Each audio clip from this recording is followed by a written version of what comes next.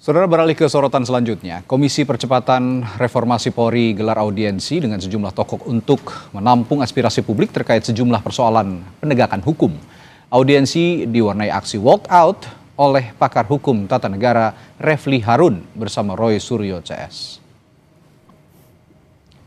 Pakar hukum tata negara Refli Harun memutuskan keluar dari forum audiensi setelah rekan-rekan yang ia undang termasuk Roy Suryo, Dr. Tifa dan Rismon dilarang mengikuti audiensi. Roy Suryo CS dilarang ikut audiensi karena berstatus sebagai tersangka dalam kasus ijazah Jokowi. Roy Suryo CS sebenarnya diizinkan duduk mengikuti audiensi tetapi tidak diizinkan menyatakan pendapat dan akhirnya memilih meninggalkan audiensi. Refli menilai larangan itu bertentangan dengan semangat reformasi Polri yang seharusnya terbuka untuk mendengar aspirasi masyarakat termasuk mereka yang sedang terjerat kasus.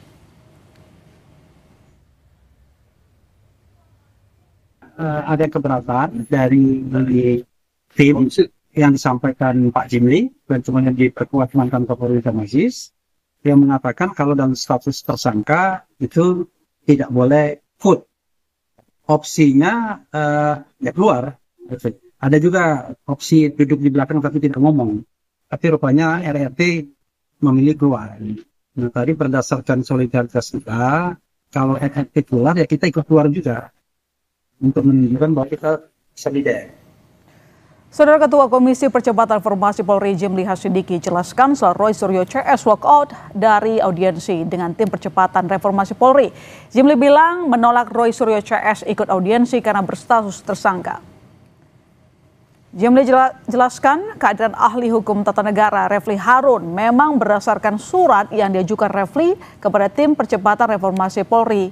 Menurut Jimli, nama Roy Suryo, Tifauziah, dan Rismon Sianipar tidak terdaftar dalam surat yang diajukan oleh Refli. Komisi Reformasi Polri juga telah menyampaikan kepada Refli bahwa Roy Suryo CS tidak bisa ikut audiensi karena statusnya sebagai tersangka. Jimli menambahkan, orang yang berstatus tersangka memang belum terbukti bersalah, namun demi menghormati proses hukum dan menjaga etika, Komisi Reformasi Polri tidak bisa melibatkan orang yang berstatus tersangka. Diajukan kepada kami dan rupanya daftar namanya setelah dikonfirmasi kemarin itu ada nama-nama yang berstatus tersangka. Nah, maka tadi malam kami mengadakan pertemuan rapat kilat gitu, ya, Zoom. Bagaimana?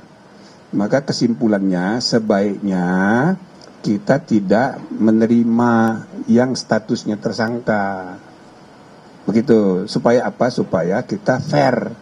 Ini adalah lembaga resmi bertemu di PTIK, di belakang juga ada reskrim, duduk tadi ikut menjadi peserta.